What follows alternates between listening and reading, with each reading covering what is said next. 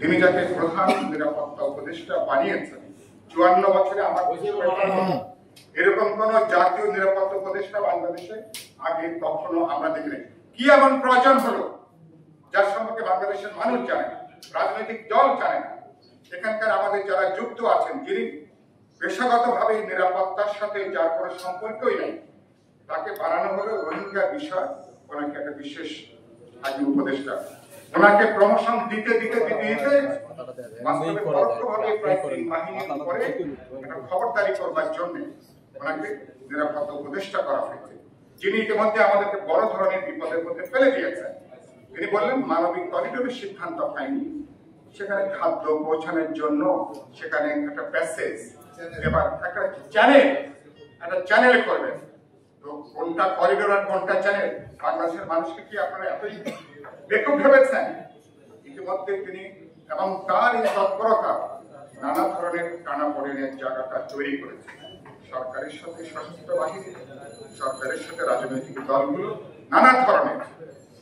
সরকারের উচিত হবে আর বিতর্কটা না বাড়িয়ে অনতিবিলম্বে এই সমস্ত বিতর্কিত ব্যক্তি যারা আমাদেরকে ঝুঁকির মধ্যে ফেলে দিচ্ছেন, আমাদের নিরাপত্তা সার্বভৌমত্ব, এবং যারা আমাদের যে সেনাবাহিনী আমাদের 5ই অগাস্টের অসাধারণ গুরুত্বপূর্ণ ভূমিকা পালন করেছে এবং গত 9 মাস ধরে আমাদের অন্তর্বর্তী সরকারকে সর্বান্তভাবে যারা সহযোগিতা যুগিয়ে যাচ্ছেন, এখনো তারা বলছেন।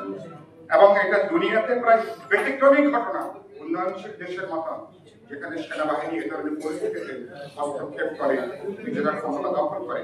আর আমাদের সেনাবাহিনী বলছেন আমরা তাড়াতাড়ি ভোট চাই, নির্বাচন চাই, অন্তর্বর্তী সরকারকে সহযোগিতা করতে চাই। সেনাবাহিনী বলছেন সংবেদনশীল বিষয়গুলো কেবল নির্বাচিত সরকার, নির্বাচিত জনপ্রতিনিধিদের সিদ্ধান্ত নেবে। এই জন্য মানুষ তাদের কথাকে স্বাগত জানিয়েছে, ইতিবাচক ভাবে দেখতেছে। গতকালকে আমরা বলেছি যে গণতান্ত্রিক উত্তরণ, আমরা বিচারের ব্যাপারে একমত, বিচারটাকে দৃশ্যমান করেন বলেছি। সংস্কারের ব্যাপার আগামী 15 থেকে 1 মাসের মধ্যে আলোচনা করে যেখানে বটম লাইনে একমত হবো, জাতীয় সনদে স্বাক্ষর করেন আর সবাইকে যুক্ত করেন সরকার, নির্বাচন কমিশন, রাজনৈতিক দল, জনগণ এবং সশস্ত্র বাহিনী। এটা একটা যৌথ একটা অর্কেস্ট্রার মতো, সম্মিলিত একটা উদ্যোগের মতো। আমি বলেছি এখানে প্রজ্ঞা, দূরদর্শিতার পরিচয়টা দেওয়া দরকার। সেই পরিচয় দিতে পারলে নানা চ্যালেঞ্জ মোকাবেলা করে আমরা কিন্তু গণতন্ত্র উত্তরণ দেব। শিশুদের কথাটা বলতে চাই, বিএনপি আগের দিন কথা বলেছেন, জামাত ইসলামী, এনসিপি তারা কথা বলেছেন।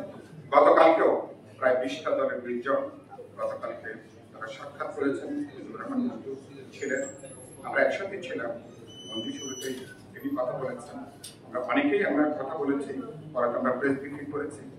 আমরা এখন দেখতে চাই আমাদের প্রধান উপদেষ্টার সম্মত আগামীকাল তিনি জাপান সফরে যাচ্ছেন। আমরা এটা বলেছি এই রাজনৈতিক দলগুলোর সাথে আলোচনা করে যে বার্তা দলগুলো আপনার সরকারকে দিয়েছে, সেই বার্তাটাকে আপনি গভীরভাবে গ্রহণ করেন। আমরা আপনাকে যে সমর্থনটা দিয়েছি, সমর্থনটা নিশ্চয়ই সত্যহীন সমর্থন। আপনি রাইট ট্র্যাকে থাকবেন। আমরা আপনাকে স্যালুট জানাতে চাই।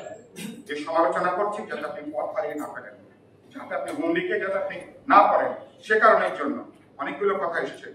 আমরা এখন দৃশ্যমান সরকারের দিক থেকে ব্যবস্থাগুলো দেখতে চাই। সরকারের নিরপেক্ষতা নিয়ে যে প্রশ্নগুলো উত্থাপিত হয়েছে উপদেষ্টাদেরকে নিয়ে, সে ব্যাপারে আমরা সরকারের দিক থেকে সিদ্ধান্ত দেখতে চাই। সরকারের নিরপেক্ষতার প্রশ্ন নিশ্চিত হতে চাই এবং আমাদের সার্বভৌমত্বের সাথে যুক্ত প্রশ্নগুলোর ব্যাপারে নীতিগতভাবে সরকারের দিক থেকে জনগণকে আশ্বস্ত করা প্রয়োজন। আর বিচারের ব্যাপারটা, সংস্কার এবং নির্বাচনের ব্যাপারে আমরা বলেছি ছেড়ে কথা বলেন, পরিষ্কার করে দলগুলোকে জনগণকে আশ্বস্ত করেন। এবং এটাও বলেছি যে আপনারা সচেতন ভাবে রাজনৈতিক দলগুলোকে এড়িয়ে যাওয়ার চেষ্টা করছেন, এক ধরনের প্রতিপক্ষ বানিয়ে ফেলছেন রাজনৈতিক দলগুলোকে, অথচ আমরা আপনাদেরকে সমর্থন জুগিয়ে যাচ্ছি। সেজন্য বলেছি যেটা যদি আপনার সঙ্গে আমার বোঝাপড়া থাকে, 31 ডিসেম্বরের পরে যদি আরো 15 দিন লাগে কি 1 মাস লাগে, তাহলে বিএনপি কি দ্বিমত করবে? আমরা কি দ্বিমত করবো? যদি বুঝি যে কাজগুলো যেটা আছে আরো 10 দিন কি 7 দিন লাগবে, তাহলে নিশ্চয়ই এটা নিয়ে কেউ বড় ধরনের কোনো আপত্তি করবে না। কিন্তু আপনি কথা বলছেন না, যোগাযোগ করছেন না, আপনার কোনো অর্গানিক কোনো এনগেজমেন্ট নাই এবং আপনি চেষ্টা করছেন কিছু জিনিসকে চাপিয়ে দেওয়ার জন্য। সেই জায়গা থেকে সরে আসেন। আমরা এই এবং বলেছি কোনো হটকারিতার জন্য, বাড়াবাড়ির জন্য আরো উচ্চ আকাঙ্ক্ষার জন্য এই সম্ভাবনাটা তৈরি হয়েছে, কোনোভাবে এটা যাতে বিনষ্ট